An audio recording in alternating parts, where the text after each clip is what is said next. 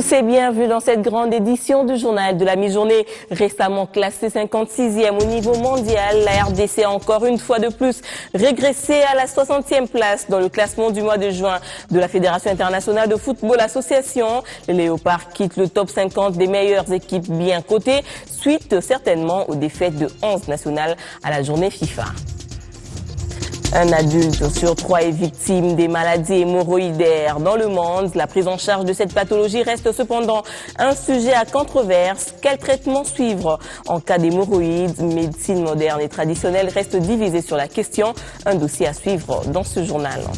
Sachez que la journée de demain sera dédiée au niveau mondial à la population. Une journée qui se veut interpellatrice pour les décideurs sur toutes les questions liées à la situation sécuritaire et humanitaire des populations à travers le monde. Cas de le dire pour les déplacés des guerres. Population vulnérable dans les situations d'urgence, c'est sous ce thème que sera célébrée cette année la Journée mondiale de la population et elle a pour objectif d'attirer l'attention des décideurs sur l'urgence et l'importance des questions de population. Un cas particulier de cette frange de personnes est celle des déplacés de guerre. Le dernier rapport des Nations Unies note que le nombre des personnes déplacées a atteint le record de près de 60 millions à la fin de 2014, dont des femmes et des adolescentes dans le monde. Selon OCHA, jusqu'au 31 mars 2015, plus de 2,8 millions de personnes étaient déplacées internes en RDC, soit plus de 7% de la population totale du pays. Près de 240 000 réfugiés vivent en RDC, soit près de 90 000 de la RCA et 117 296 Rwandais.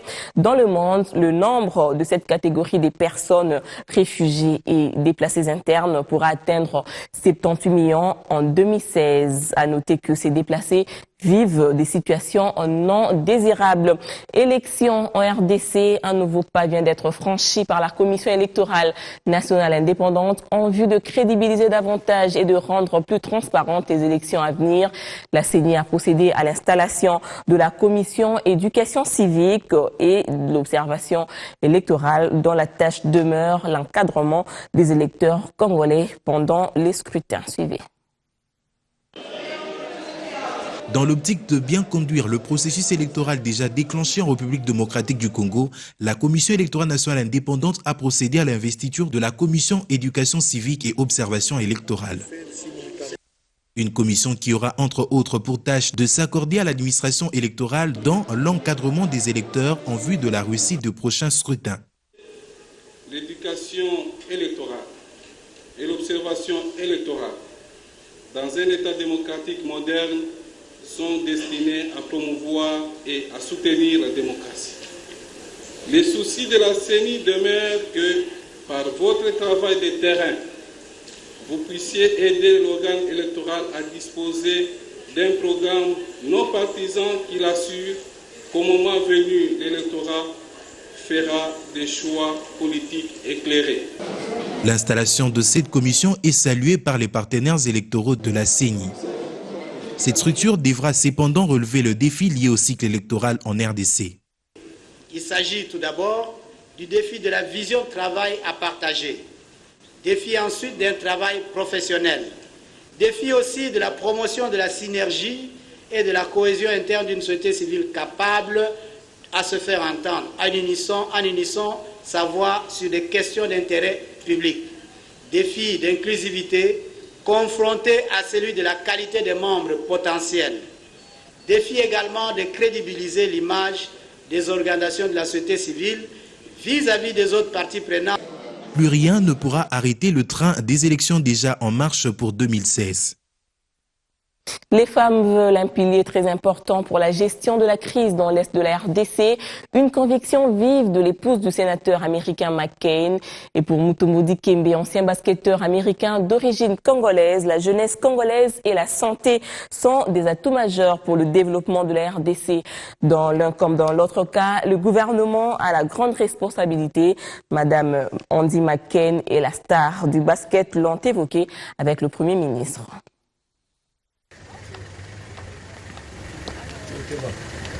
Politique et sociale font un couple indissoluble pour un pays normalement en progrès. Le Premier ministre Matata Ponyola, tour à tour développé d'abord avec l'épouse du sénateur américain McCain. McCain institute et notamment dans un grand programme de formation des femmes à l'Est de la RDC. Madame Andy McCain trouve que la femme de l'Est compte beaucoup. Nous focalisons sur l'entraînement, la formation des femmes afin de promouvoir les femmes en politique. Et donc le Premier ministre a écouté avec beaucoup d'attention et nous a encouragés par rapport à cette mission que nous effectuons et les programmes que nous avons présentés. J'ai une histoire personnelle avec l'Est du Congo. Et puis aussi, c'est pas sans le savoir, vous le savez aussi que l'Est du Congo a une histoire tragique. Et donc c'est vrai qu'on a été à l'Est par rapport à l'histoire particulière de l'Est, mais c'est surtout par rapport au fait que nous savons que là où les femmes sont, eh bien, les choses progressent. Volet santé, Matata l'a évoqué avec le grand Mutombo Dikembe. C'était une visite courtoisie, très officielle, étant que fils du pays. Et le Premier ministre m'a demandé si je peux jouer le rôle d'être un exemple pour les jeunes Congolais. Mon souci, c'est d'améliorer la condition de vie de nos frères et sœurs sur le plan de santé. Ce tour dans ce jardin a été pour Mutombo Dikembe un tonus pour faire encore plus pour la jeunesse à laquelle il dit avoir la responsabilité de la faire prendre conscience de sa responsabilité face au pays. Bientôt, la faculté de médecine de l'université de Kinshasa va déverser sur le marché de l'emploi des médecins spécialistes en écologie des maladies infectieuses, aléas naturels et gestion des risques de niveau master de l'année académique 2014-2015. Ces derniers qui ressortent de la première promotion de cette filière ont été soumis aux séances de défense de mémoire sanctionnant la fin de leur cursus académique. Ils sont au total 20 futurs médecins spécialistes en écologie des maladies infectieuses à défendre leur mémoire sanctionnant la fin de leur cursus de master à la faculté des médecines de l'université de Kinshasa. La première promotion de cette filière devra travailler dans les jours à venir aux côtés de leurs aînés pour lutter contre les maladies infectieuses. La réussite de ce nouveau programme, un motif de fierté. Ce master vient renforcer l'excellence que nous cherchons au sein de notre université. Et la faculté de médecine est l'une des facultés que nous félicitons toujours, n'est-ce pas? Parce que cette faculté est toujours dans cette excellence. Je crois que ceux qui viennent de terminer tout à l'heure, ils vont entrer dans cette dynamique de l'excellence au sein de notre faculté de médecine. Ces travaux scientifiques contribueront à la recherche des solutions pour ces maladies considérées aussi comme étant de problèmes de santé publique. Pour certains travaux, dans les premières hypothèses qui nous amènent vers la compréhension de certains facteurs de persistance de certaines maladies. Je vais prendre pour l'exemple, par exemple, une maladie comme la lèpre qui a été abordée au courant de ces 2 journées, où on se rend compte que des hypothèses comme celle de la persistance du bacille d'Hansen, donc le germe responsable de la lèpre sur certains types de sols, sur certains types de cours d'eau, sont des pistes qu'on peut explorer sur une maladie comme celle-là où on pensait que la transmission est uniquement humaine. Donc là, on a des nouvelles hypothèses de recherche qui peuvent nous amener à des nouvelles pistes de solutions à ces problèmes pour lesquels parfois on se retrouve sans solution aujourd'hui. Ce nouveau programme est destiné aux professionnels de santé et aux étudiants en médecine ayant pour ambition la recherche du bien-être de la population congolaise. Les microfinances réellement au service des Congolais pour l'amélioration des standards de vie demeurent une mission de grande envergure pour Finca et pour plus d'efficacité et de consolidation des solutions au profil des clients. Une grande conférence de presse avec les experts de Finca a eu lieu ici à Kinshasa. Fifi Lupusa pour le reportage. La taille et la qualité de la délégation ont dit gros sur l'importance de cette rencontre, à portée internationale justifiée car la démonstration des services Finca a été couplée avec leur importance sur la vie des familles et des entrepreneurs congolais. 2 millions de clients dans le monde, présents dans 23 pays et installés en RDC depuis 2003, Finka compte à ce jour 250 000 clients de Congo-Kinshasa. Ceux-ci regroupés en 16 branches pour un portefeuille brut de 64 millions de dollars. Le pari de Finka est d'alléger la pauvreté à travers des solutions durables, créer l'emploi et élever le standard de vie de leurs clients. Rupert Schofield, PDG de Finka International, l'a fait savoir à la presse au cours de cette conférence de presse. Mamika Londa, nouvellement nommée DG de Finka RDC, précise les objectifs à l'horizon 2020. Plusieurs provinces écrivant des lettres au bureau de Finka, demandant Finka d'aller dans d'autres provinces. Aujourd'hui, nous avons tenu à les dire officiellement, annoncer officiellement que Finka est en train de venir. Et avec le projet d'atteindre 1 million de clients, nous ne pouvons pas le faire seulement dans les villes où nous sommes actuellement. Nous allons devoir aller dans d'autres villes, d'autres provinces pour y arriver. Les astuces que nous allons mettre sur le terrain pour accrocher ces clients, premièrement, nous allons donner les services aux gens qui sont complètement exclus du secteur financier actuellement. Si vous allez dans les 2 Kasaï, c'est à peine que vous allez trouver une institution de microfinance pouvant aider la population, comme Finka le fait dans les villes où nous sommes présentement installés. C'est par un dîner d'affaires que les clients, les partenaires, les staffs locaux et internationaux, soit l'écosystème Finka, se sont retrouvés pour échanger. La sensibilisation sur la réforme du bureau de coordination du Fonds mondial de lutte contre le VIH-Sida, le paludisme et la tuberculose continue son bonhomme de chemin. Les journalistes ont été outillés hier à cet effet. Le réseau des organisations des médias auront un siège sur les 11 membres de la société civile. Suivez.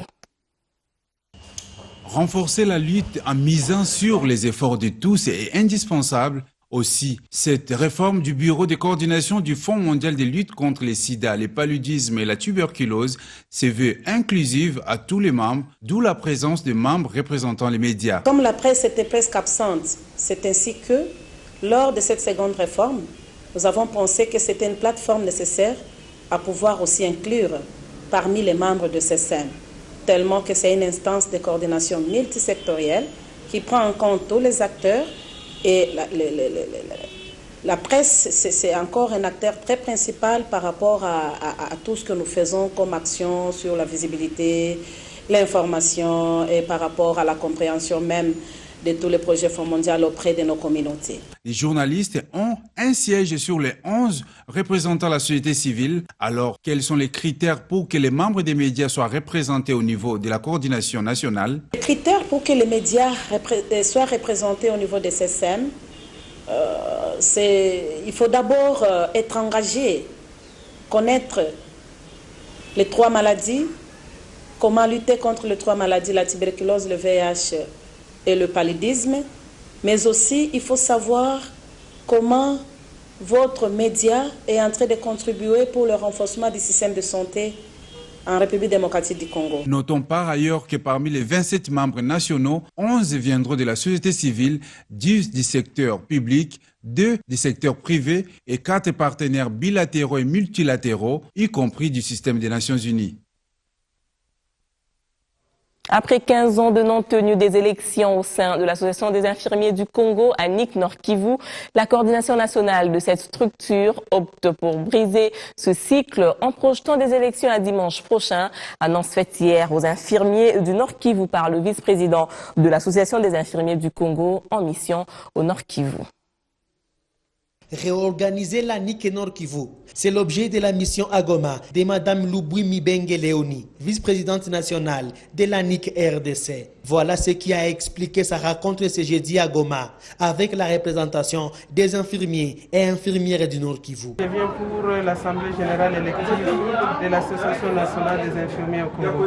Jusque-là, il y a un comité provisoire qui a fonctionné dans le Nord-Kivu. Ça date plus de 15 ans. Mais maintenant, on doit voter un comité, n'est-ce pas, définitif qui doit diriger, n'est-ce pas, l'Association nationale des infirmiers au Congo. Et c'est ce qui va se faire le dimanche. Le mandat est de 5 ans. Doter la NIC Nord-Kivu d'un comité, c'est aussi avoir les nombres exacts des hommes et femmes en blouse blanche, d'où leur identification s'avère indispensable. Chaque infirmier doit s'identifier, doit avoir sa carte membre pour dire qu'il est infirmier. Les infirmiers doivent venir en masse pour l'identification, n'est-ce pas? Dépasser cette faveur, en tout cas, on aura à payer $10. Mais pour aujourd'hui, c'est $5, c'est 5500 comme faveur qu'on a fait aux infirmiers de la province du Nord Kivu. Suite à la guerre, à l'insécurité ici. Les affrontements ont eu lieu vers le pont Semiliki sur l'axe routier Mbao-Kamango entre les FARDC et un groupe d'assaillants identifiés aux présumés rebelles ougandais d'ADF. C'est après une embuscade tendue à 2 jeunes habitants qui étaient à moto. Le trafic routier a été interrompu sur cet axe routier sur lequel les ADF opéraient jadis cruellement. Les victimes sont tombées dans une embuscade vers le pont Semiliki avant le point kilométrique 40. D'après les informations recoupées ce jeudi, les infortunés étaient à moto en destination de la chefferie du Watalinga. Ce sont les présumés rebelles ougandais ADF qui sont pointés du doigt par des sources indépendantes. Après l'embuscade, le trafic routier a été rompu sur cet axe routier d'importance capitale. Des véhicules qui voulaient quitter Kamango pour Beni et de Beni pour Kamango ont rebroussé chemin. Les forces armées de la République démocratique du Congo sont intervenues pour maîtriser les assaillants. Des sources militaires contactées confirment l'embuscade sans beaucoup de commentaires. Elles promettent par ailleurs fixer l'opinion dans les heures qui suivent. Des sources de la société civile notent que les affrontements s'en sont suivis et pour l'heure, aucun bilan n'est disponible. Face à un certain nombre de pratiques auxquelles recourent la plupart des Kinois pour le traitement des inflammations hémorroïdaires, plus connues sous le nom des hémorroïdes, la nécessité demeure de s'interroger sur la prise en charge médicale de cette anomalie sanitaire. Pour tirer au clair cette problématique, votre rédaction a promené son micro auprès de la population, mais aussi auprès des experts pour en savoir un peu plus sur les hémorroïdes. Compris comme étant de veines dilatées au niveau de l'anus, les hémorroïdes sont au départ des vaisseaux normaux qui ramènent le sang au cœur. Avec le temps, ils connaissent des inflammations qui dérangent des milliers d'individus à travers le monde. Bien que certains aient plutôt tendance à souffrir en silence, les chiffres évoquent un adulte sur 3 qui en serait victime. Douleurs, irritations, saignements lors de la défécation, la liste n'est pas exhaustive pour dresser le tableau symptomatique de ces inflammations hémorroïdaires. Un vrai calvaire pour ceux qui en souffrent.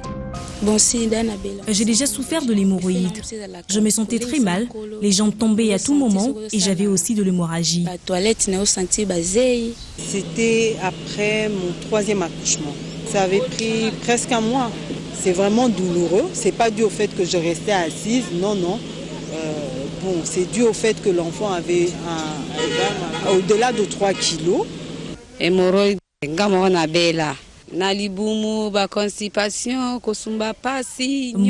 j'avais des constipations fréquentes et parfois du mal à faire ma selle.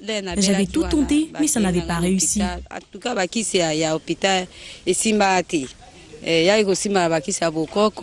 En République démocratique du Congo, nombreux de ces patients préfèrent recourir à la médecine traditionnelle, réputée efficace dans le traitement de cette anomalie sanitaire ou carrément à certaines astuces thérapeutiques visiblement à risque pour la santé. Pour me soulager des hémorroïdes, j'ai recours à un mélange de tétracycline et de whisky. Moi,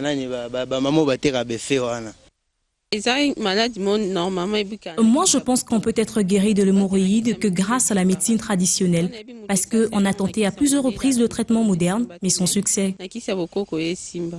Inefficacité de la médecine moderne ou juste mauvaise appréhension du sujet par la société en général et des malades en particulier?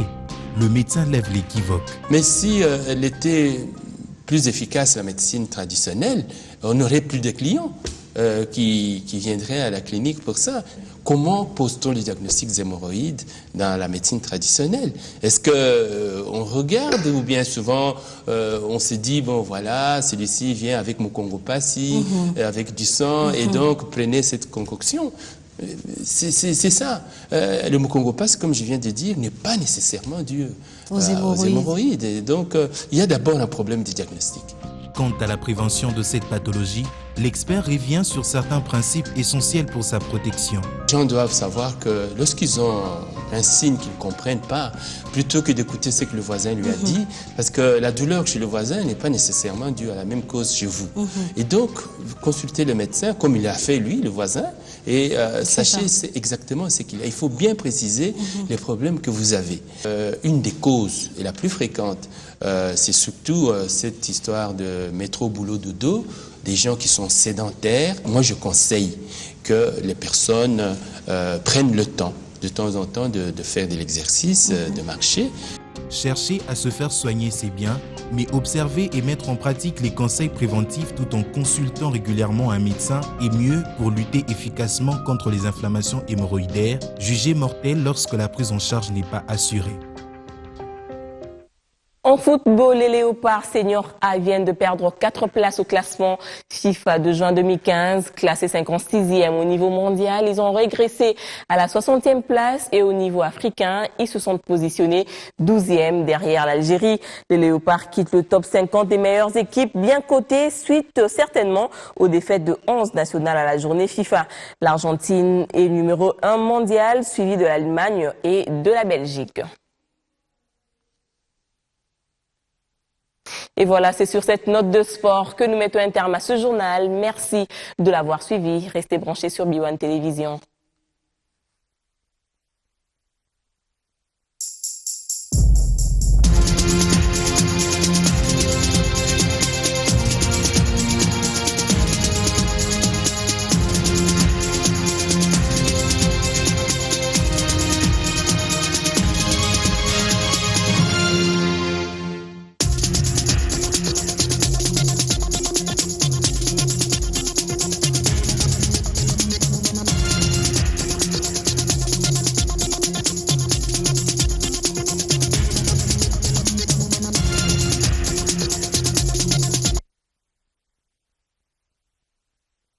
Dimanche sur B1.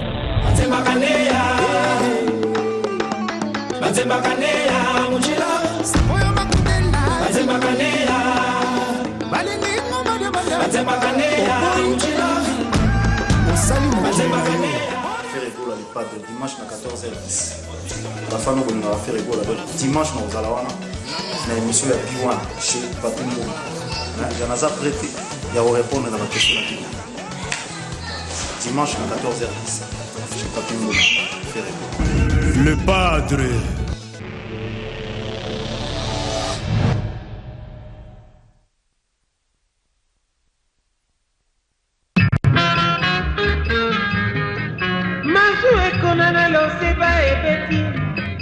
Bisso 2015. Biloko na biso.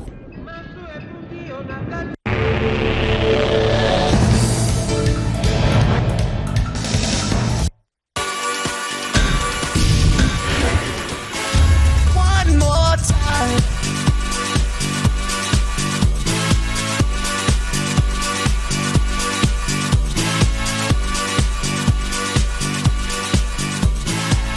Bonsoir, messieurs, merci d'avoir choisi votre programme, le tapis rouge. Aujourd'hui, nous avons déroulé ce tapis rouge pour un groupe, pas n'importe lequel. Un groupe que vous aimez beaucoup, un groupe qui vous a fait rêver, un groupe qui continue à vous écouter.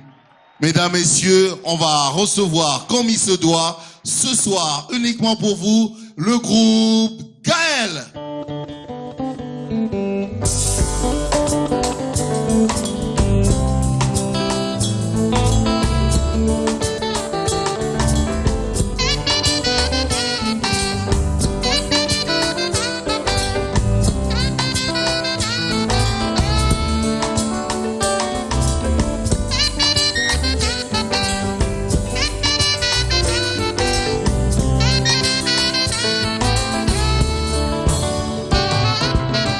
Kolotika na embela yo, kolotika na kumisa yo, kolotika na sanjolano.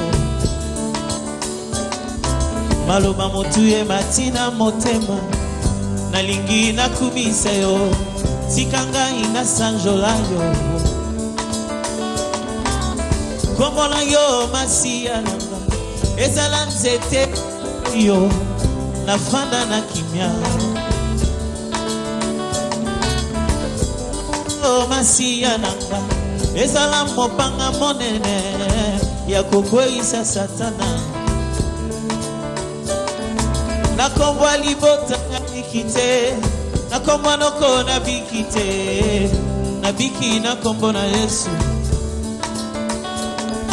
Batangelinga bakisi ya pharmacie, lobiko epesa mike, kombo na Yesu nde libiki na ngayo. Sinalinga kina beba ye, sinalinga kina kufa ye, obiki singaya. Sinalinga kina beba ye, sinalinga kina kufa ye, okango lingaya. Esengo ye, elika ye, kimya ye. Esengo ye, elika ye, kimya ye. Esengo ye, elika ye, kimya ye.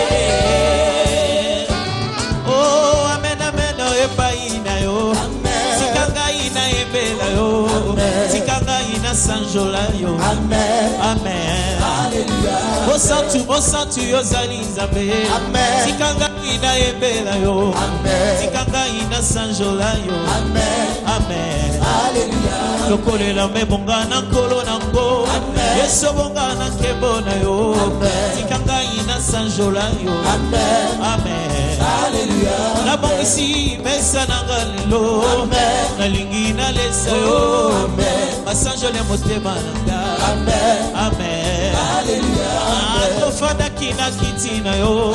Soko kinga ina sanjoli. Amen. Otele miyo ya bayango. Amen, amen. Hallelujah. Soko moninga ina bitumba. Amen. Yomoyo ye otele miyi. Amen. Osakozela na longa e. Amen. Kolo esue. Hallelujah. Ikozela mama misika toyekaba. Amen. Yote zambe nanga. Amen. Okonzi ya motema nanga. Amen. Hallelujah. Amen. Ekimelo nanga. Amen. Ego mamelo nanga. Amen. Sile Yesu mokonzi nanga. Amen, amen. Hallelujah. Elikia nanga. Makasi nanga. Na imbelio. Na detolio. Na sanjolio. Masia na Yesuwe. Hallelujah. Na imbelio. Na kumisi. Na detolio. Na sanjolio. Na imbelio. Masia na Yesuwe. Hallelujah. Hallelujah.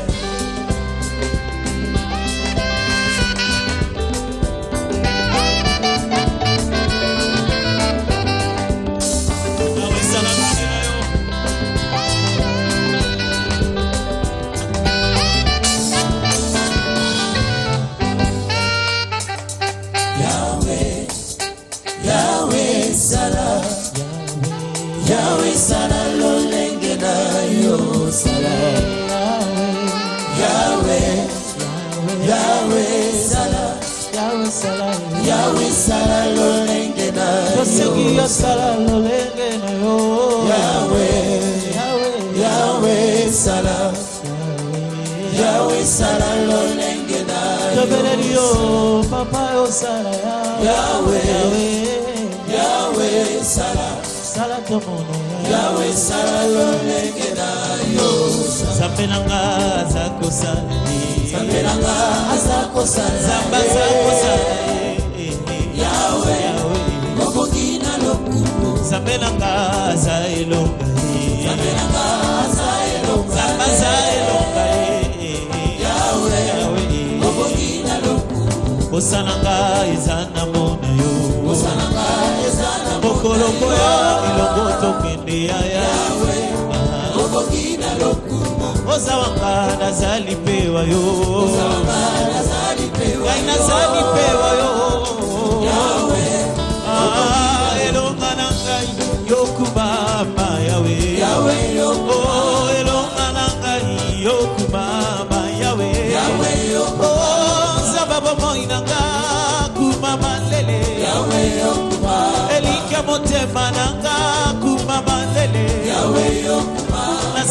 nzambe mosusu te kaka yo yaya nazala nzambe mosusu te yesu nde nzambe nayembeli yo kuma balele nzambe bomoi nanga kuma balelele yawe yo kumama yawe yo kumama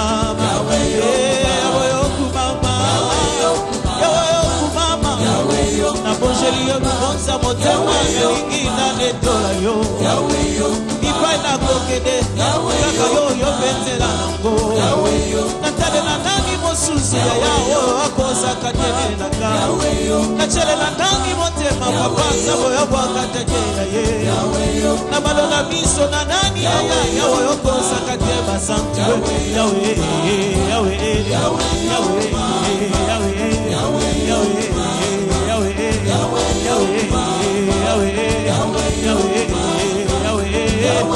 natalela nani mosusu naembela nani yayae yawe okumama yawe okumama papa yawe okumama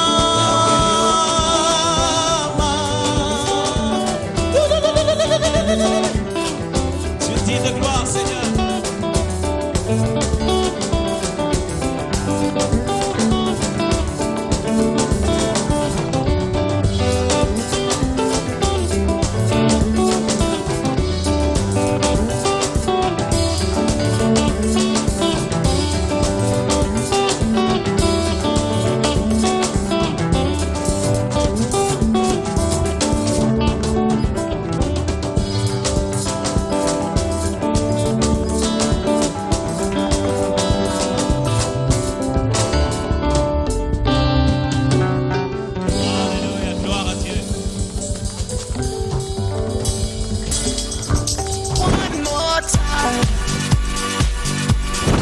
Je vous avais dit que ce soir ce sera chaud et effectivement c'est chaud.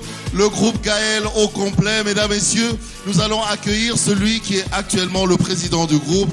Il s'appelle, nous on aime bien l'appeler Papa Atoms. Il y a certains qui aiment l'appeler le pasteur Atoms. Enfin, appelez-le comme vous voulez, le frère Atoms. Nous on l'appelle Papa Atoms. Il est là ce soir, Papa Atoms. Bonsoir. Bonsoir, tonton Jacob. Bonsoir, merci d'être venu.